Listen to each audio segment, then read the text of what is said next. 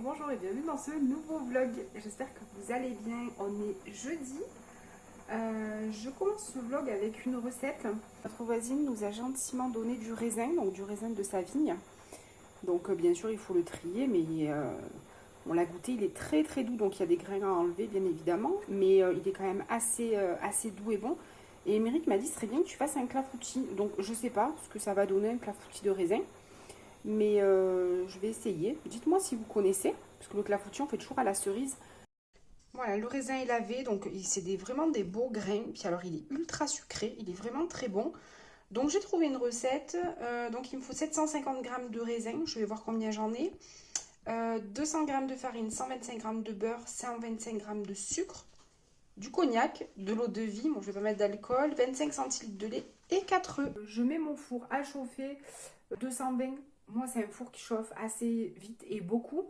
Donc, je vais mettre mon clafoutis très bas dans le four et je vais mettre à 200, 220. Ça me semble beaucoup quand même. Ben voilà, c'est bien comme ça. Alors, j'en ai 851 grammes. Ils disent 750. Donc, je vais pouvoir en manger. Il est excellent. Parce qu'en plus, il n'a pas de... Il n'a pas trop de pépins. Donc, il est bien bon. Voilà, donc là je vais beurrer fariner un plat. Je vais mettre mon raisin dans le plat. Et puis après je vais couler dessus le mélange farine, œuf, sucre, beurre et tout. Allez, j'ai sorti mon super plat. J'aime beaucoup ce plat. C'est un plat que j'ai avec des marguerites. Je confonds toujours si c'est marguerite ou pâquerette. C'est des marguerites. Allez, je vais mettre mes raisins dans mon plat beurré fariné. Voilà. Bon, c'est parfait. C'est nickel avec ce beau plat. Voilà, donc je vous mets tout en barre d'infos, les ingrédients qu'il faut dans le mélange.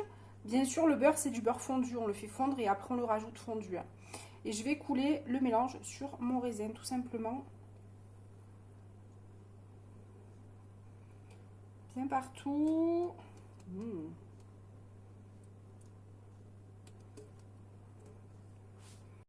Voilà, et donc je vais enfourner 30 minutes à 200. Ils disent 220, mais moi ça me semble trop fort pour mon four. Donc je vais mettre à 200. C'est parti. Alors le clafoutis est cuit, mais ça fait un petit moment. Et du coup on est passé par là. Alors il n'y a pas que nous, parce que j'ai remonté le plat à la voisine. Elle nous avait donné le raisin donc dans un plat. J'ai mis du clafoutis dedans. Voilà, donc il n'y a pas que nous, hein, mais... très contente. Quand on regarde, il a pas rendu vraiment beaucoup d'eau. Et très contente du résultat. Voilà, ça fait un peu flan. Donc je vous mets la recette parce que c'est juste excellent. Il faut que j'enlève ma guirlande d'été. Ça y est, on est à la campagne et du coup on a des mouches. Et du coup il y a ma guirlande. C'est pas très décoratif, mais c'est pas grave. Du coup on a goûté, on s'est régalé avec le clafoutis comme je vous ai dit. C'est un dessert, un goûter, un petit déj, ce que vous voulez. Vous pouvez le faire à n'importe quel fruit. Vous pouvez le faire l'été aux pêches, aux abricots, aux cerises. Alors fraises à la cuisson, ça risque d'être un petit peu... Fraises, non, peut-être pas trop. Mais après, là, en hiver, on peut le faire à la poire, à la pomme... là au raisin et c'est excellent. Marie Blachère, ils font le concept du pain de la veille, donc je sais pas si vous connaissez. Donc en fait vous rentrez à côté de l'entrée, là il y a une grosse étagère en fer, il y a des bacs et mais propre, c'est fermé et vous avez des pains de la veille. Donc moi je voulais des pains pour faire des tartines ce soir, vous savez j'aime bien les tartines, on est que tous les deux et les tartines où en fait c'est vraiment les tartines de la flemme. Donc j'ai pris du pain que je vais couper en tranches, que je vais congeler. Et le reste, j'en ferai des tartines. Demain, je vais pique-niquer parce que je vais randonner avec ma maman. Donc je vais pique-niquer, donc je me ferai des tartines aussi en sandwich. Donc ça ira très bien. J'ai pris un pain, le premier là, qui est contre ma joue. C'est un pain sportif ou nordique, je sais plus, je vous dirai. Et celui-là, c'est un pain de campagne. Donc nickel, ils sont à 50%. Vous avez, donc moi j'ai pris que ça, mais il y avait des pains au chocolat, des croissants, des pains au raisin, des brownies, il y avait plein de choses. À 50%, ben, par les temps qui courent, franchement, c'est pas négligeable. Moi j'en arrive à me dire que c'est super compliqué. Les semaines où on a les garçons, ben, comme je vous avais dit, hein, je fais des courses un peu plus. Les semaines où on est tous les deux, ben, je fais des courses qui sont un peu moindres, hein, parce qu'on n'est que deux, donc voilà. Heureusement que je cuisine beaucoup, parce que ça aussi c'est une chance, donc j'achète pas l'alimentation toute faite qui coûte assez cher, donc je cuisine pas mal, donc voilà, mais c'est hors de prix. C'est hors de prix. Un caddie, ça revient à... Ouais, c'est inquiétant. J'ai un problème avec mes orchidées. Vous avez vu? On dirait qu'elles sont mangées par des escargots, alors qu'il n'y a pas d'escargots dans ma maison. Il y a des sauterelles qui se promènent de temps en temps. L'hiver, elles sont très bien, elles sont proches de la baie vitrée. Elles sont ravies. L'inconvénient, je vais vous montrer. On a la glycine. Donc c'est joli, il n'y a pas de souci, c'est beau, voilà. Mais ça nous fait une ombre énorme. Et du coup, les orchidées, en fait, ben, je pense qu'elles ont vraiment beaucoup de mal. Et vous voyez, elles sont toutes fatiguées. Avec Émeric, on en parlait hier et il va tailler. On attend encore un peu parce qu'elle est encore belle. Hein. Mais on a encore des températures, pour le mois d'octobre, des températures assez chaudes. Et vous voyez ce que ça fait? Ça fait comme des petites morsures. Là, là, là aussi. Donc je pense qu'elles sont vraiment en souffrance, alors que elles étaient vraiment bien l'hiver dernier. Donc là, j'espère qu'elles vont repartir et qu'elles vont aller mieux. Parce que, ouais, c'est triste. J'aime pas les voir comme ça. J'aime pas. Ouais. J'avais fait une bouture de potos aussi, que j'avais mis dans de l'eau, en fait. Hein, dans de l'eau à... Oui, les jumelles de mon chéri, quand on voit des animaux. J'avais mis dans de l'eau. Donc ça a bien fait les racines, donc je replanterai. Et du coup, on l'a mis et elle fait sa petite vie. La bouture fait sa petite vie ici. Celle-là aussi, pareil. Je pense qu'elle souffre aussi du manque de lumière. Parce qu'elles sont arrosées quand même, elles sont pas sèches. Alors, elle a fait des bébés. Il y a quand même des petits bébés qui sont là. Mais on voit qu'elle est en souffrance. Donc, il y a une tige qui est partie, qui est venue se mettre chez la voisine, là. Mais tant pis, on la laisse. On verra bien ce que ça donne. J'ai prévu avec les tartines un petit riz avec de la saucisse. C'est de la saucisse de ménage que j'ai coupée en morceaux. Et un oignon et de l'ail que j'ai coupé et l'ail que j'ai écrasé.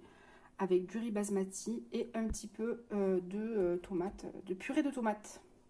D'huile d'olive. Je vais y faire revenir ma viande en premier. Une fois que les saucisses sont revenues, là, ça fait... Une fois que les saucisses sont bien revenues, je vais y ajouter l'ail et l'oignon. Je vais bien faire revenir le tout. Je vais y ajouter le riz.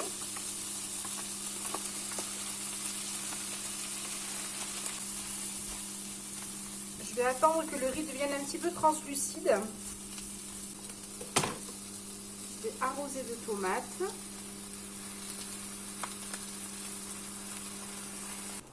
Je vais y ajouter un petit peu d'eau.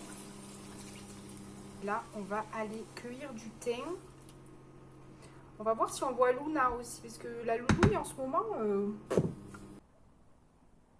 on a voulu sortir, et puis il y avait des gros chiens de berger qui montaient avec un monsieur, style Briard, là, qui baladait. Du coup, elle est rentrée à la maison. Elle avait peur. Voilà, le thym, il est là. Là, le thym, il est tout beau, tout beau, tout beau. Des petits pieds, là. Et alors, qu'est-ce que tu fais? Qu'est-ce que tu fais?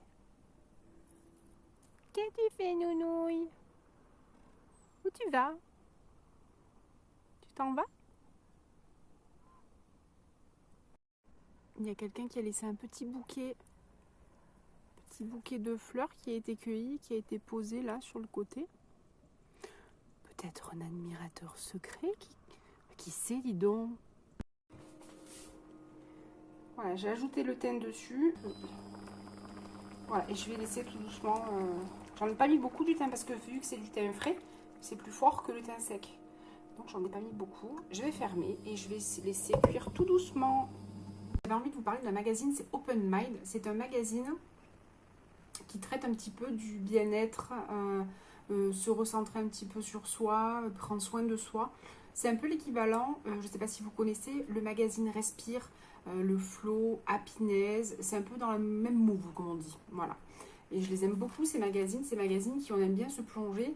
C'est des magazines qui font du bien, tout simplement. C'est du papier, papier recyclé, hein. Donc vraiment bien. Ils traitent des sujets pas mal. Un petit cadre Liberty, j'aime beaucoup, c'est joli. Des sujets de méditation, vous voyez, avec des jolies illustrations, des coloriages, plein de belles choses. Vous le trouvez chez votre marchand de journaux. C'est un bimensuel, il sort donc tous les 2 mois. Là, c'était numéro 35, donc juin-juillet. Et je ne m'abonne pas parce que je veux vraiment avoir la chance de les découvrir un peu tous. Quand on est abonné, ça ne contient qu'à un magazine. Là, vraiment, ça permet de découvrir plein de magazines. Et il est au prix de 6,50 €. Voilà. Ensuite, j'avais envie de vous parler de quelque chose qui va être de saison. C'est au niveau des factures d'électricité. À l'appartement où on était avant, on avait une estimation. C'est-à-dire que tous les mois, on payait un temps. On a eu une fois une facture de régularisation. C'était infime. Quand on est arrivé là, on est tout électrique ici. Du ballon d'eau chaude, en passant par la plaque de cuisson, en passant par le four, tout électrique. Donc quand on est arrivé là, j'ai appelé mon fournisseur d'énergie. Et je lui ai dit, moi, je veux vraiment... je ne suis pas d'accord d'avoir une estimation parce que je ne sais pas où je vais, je ne sais pas ce que je vais consommer. Je veux vraiment avoir une consommation réelle et payer vraiment ce que je consomme. Donc, ça s'appelle une facture au réel. Vous pouvez demander à votre fournisseur d'énergie une facture au réel, c'est-à-dire que vous payez uniquement ce que vous consommez. Maintenant, avec Linky, ils savent exactement ce que vous consommez à l'heure près, hein, même plus fin encore. Est calculée à partir de votre consommation et non par rapport à une estimation. Et ça vous évite bien évidemment la facture de régularisation de fin d'année qui en général est bien salée. J'ai une copine à qui c'est arrivé, toute électrique aussi, avec peut-être une mauvaise isolation, enfin je sais pas, et elle s'est retrouvée avec une facture en décembre de 800 € qu'elle devait à son fournisseur d'énergie. Donc vous imaginez un peu 800 € à l'approche de Noël, mais c'est catastrophique. J'ai pu télécharger une application qui me donne vraiment ma consommation et je vois vraiment les barres à l'heure près. Je vois la consommation, je vois ce qui me coûte le plus et je trouve que c'est vachement intéressant. Donc là, aujourd'hui, on est jeudi, j'ai ma consommation, c'est pas en direct, mais j'ai ma consommation de mardi et je peux voir exactement ce que j'ai consommé mardi. Donc c'est super intéressant et surtout, ça évite les mauvaises surprises de fin d'année. Vraiment, pensez-y. Voilà, mais j'essaierai de vous faire un jour une vidéo récapitulative de tout ça. Bonjour, bonjour, on est vendredi matin. Vous devez entendre le café qui coule. C'est 7h, 7h30. Je suis en train, donc j'ai coupé mon pain, donc c'est bien du pain nordique, c'est pas du pain sportif, parce que le pain sportif, il y a du raisin, il y a des choses sucrées dedans, c'est pas le cas. Donc là, je vais le congeler à plat. Il est juste chevauché pour que si ça colle, je puisse les enlever comme il faut. Et après, je les mettrai dans un sac congélation à plat. Une fois qu'ils seront congelés ensemble, au moins ils ne colleront plus. Je vous ai pas montré hier soir mon plat fini. Donc voilà, donc il en reste pour Émeric pour midi, parce que moi je ne mangerai pas là. Et voilà, donc le riz avec des saucisses. Allez, c'est vendredi soir, ça y est, la journée est passée. Comme je vous avais dit, je crois que je vous en ai parlé dans le vlog précédemment, je ne me rappelle plus. Je devais aller randonner aujourd'hui avec ma maman, donc c'est chose faite, on s'est régalé. On a passé une très très bonne journée toutes les deux, ça fait très longtemps qu'on n'était pas allé randonner toutes les deux, donc vraiment ça nous a fait un grand bien. Et un peu un moment mère-fille qui fait du bien, tout simplement. Donc on est parti faire une rando qui s'appelle le sentier de l'instituteur. Donc c'est une rando qui se trouve proche du village de Mario. Et il porte ce nom-là parce qu'en fait c'est simplement le sentier qu'empruntait l'instituteur à l'époque pour partir donc du Vernet et venir jusqu'à Mario et Pras pour venir faire école tout simplement. L'instituteur là, donc Monsieur Bail, a fait école donc à Chavaille, le petit village d'où sont originaires ma maman et mon grand-père. Mais ce monsieur-là leur a fait école. Donc ma mère me racontait un petit peu des anecdotes en disant que bien souvent il arrivait très en retard parce qu'il avait la la route, enfin, les pas à faire. Hein. Donc s'il pleuvait, s'il neigeait, ben, il arrivait en retard. Donc voilà, plein de petites anecdotes. C'était une école de village, donc ils étaient peut-être 10 dans la classe, pas les mêmes niveaux. Enfin vraiment, on a échangé plein de choses et moi ça m'a fait vraiment grand bien. Donc ce monsieur partait du Vernet, donc le Vernet malheureusement vous connaissez. C'est déjà un village qui avait été endeuillé en 2015 par le crash de la Lufthansa, du Germanwings, l'avion, donc déjà à ce niveau-là. Et puis là, depuis cet été, vous avez entendu encore parler du Vernet, malheureusement en mauvais. C'est le village où a disparu le petit Émile. Voilà, donc on est parti, on s'est garé donc au niveau de la stèle de l'avion, puisque c'est là qu'on part, donc beaucoup d'émotions quand on arrive à ce niveau-là. Donc il y a la stèle qui représente les 150 victimes, donc il y avait 144 passagers et je crois 6 membres d'équipage, 18 nationalités. Donc vous avez la stèle avec les 150 personnes représentées par des grandes tiges en fer. Et derrière, ça c'est vachement abîmé, mais vous avez les 18 drapeaux des 18 pays, puisqu'il y avait 18 nationalités dans l'avion. Ensuite, on est parti à pied, on est allé jusqu'au village de Mario. Un beau village, vraiment, j'ai vraiment beaucoup aimé. Puis on est parti à pied et on a pris vraiment le sentier de l'instituteur. Donc on part, il y a le panneau et là on va traverser des robines, on va traverser de la forêt, on va traverser vraiment des tout petits sentiers très étroits avec un aplomb et on se dit mon Dieu mais cet instituteur il faisait ça il faisait pas ça tous les jours puisqu'il dormait sur place à l'école, mais franchement il faisait ça plusieurs fois par semaine et on se dit mon Dieu mais comment il a fait, il neigeait, enfin voilà, c'est vraiment, on se dit qu'à l'époque, et encore à l'époque, au jour d'aujourd'hui, ça existe encore dans certains pays. Quand on voit dans des pays, je crois que il y avait un reportage sur l'Inde une fois où des enfants partaient comme ça, ils mettaient 3, 4, 5 heures alors dans la jungle, dans ci, dans ça, et ils allaient à l'école. Enfin, c'est un truc de fou. Et je me dis, on a une chance aujourd'hui d'être où on est déjà. Et puis, oui, même si on a 2 heures de transport en commun, on a les fesses sur un siège et on n'a pas des pas à faire, des kilomètres. Nous, on a fait une partie. On a fait simplement Mario Piefourka, qui est un petit hameau. Aller-retour, on a mis 7 km. Donc, ça fait 3 km et demi. Mais c'est infime dans ce que l'instituteur faisait. Parce qu'il partait du Vernet et il allait jusque... Il y avait peut-être... je sais pas, il devait y avoir quand même 12 km. Enfin... et puis c'est comme ça, ça monte, ça descend, des ravins, enfin vraiment chapeau. Chapeau, et puis voilà, donc on est arrivé jusqu'au village donc maintenant qui est totalement, il n'y a plus que des ruines, au village de Piefourka, et en parlant avec ma mère, elle m'a dit que en fait mes ancêtres venaient de là, donc ça a été super quand je suis arrivée là, je me suis dit mon Dieu, mais en fait, oui, il y a des années, forcément, hein, puisque... Mais c'est très beau et ça a été retapé parce qu'en fait c'est le dernier hameau que l'avion a survolé avant de se cracher et déjà les 2 maires donc de Prats et du Vernet avaient déjà, je crois que c'était en 2013, donc l'avion s'est craché en 2015 et en 2013 ils avaient déjà projet de réhabiliter un peu le village, au moins de reconstruire l'église et de faire quelques petites choses. Voilà, donc c'est chose qui a été faite et voilà. Mais on s'est vraiment régalé. Donc je vous ai mis quelques petites vidéos. Et puis voilà, d'émotion aussi parce que alors on voit pas le lieu du crash puisque c'est derrière, mais on se dit que quand même il y a quand même des choses qui se sont passées là-haut. Pas anodines, nos montagnes qui sont habituellement si paisibles et franchement voilà, et là elles ont été marquées 2 fois coup sur coup, mais là c'est quand même assez important ce qui s'est passé. Et voilà, donc c'était une sensation assez bizarre. Voilà, mais on s'est tout simplement régalé. Voilà. En revenant, on est resté bloqué parce qu'on est arrivé, et bien sûr on est en octobre, donc c'est la fin des estives, donc les brebis redescendent. Et arrivé à un endroit, il y avait un gros camion qui allait charger.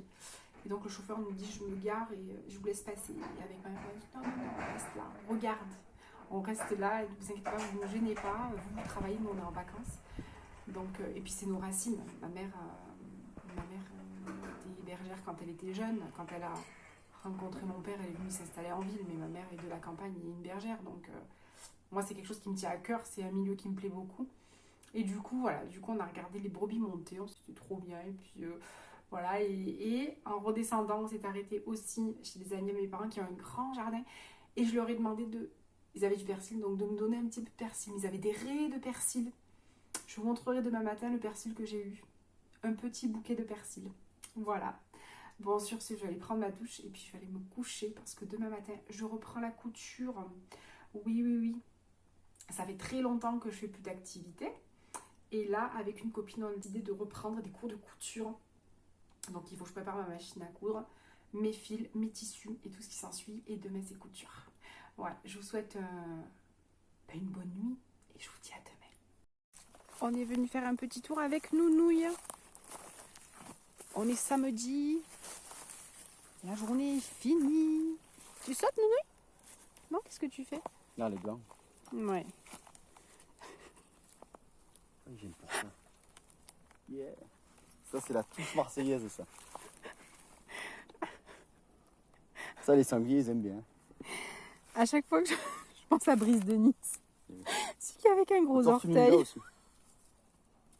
Manouille, qu'est-ce qu'il fait ton maître? Nounouille. Tu balades? On promène? Elle est contente. Elle vient rarement seule, je pense. Je pense pas qu'elle s'aventure toute seule parce que je pense qu'elle a un peu peur. Elle est pas très courageuse.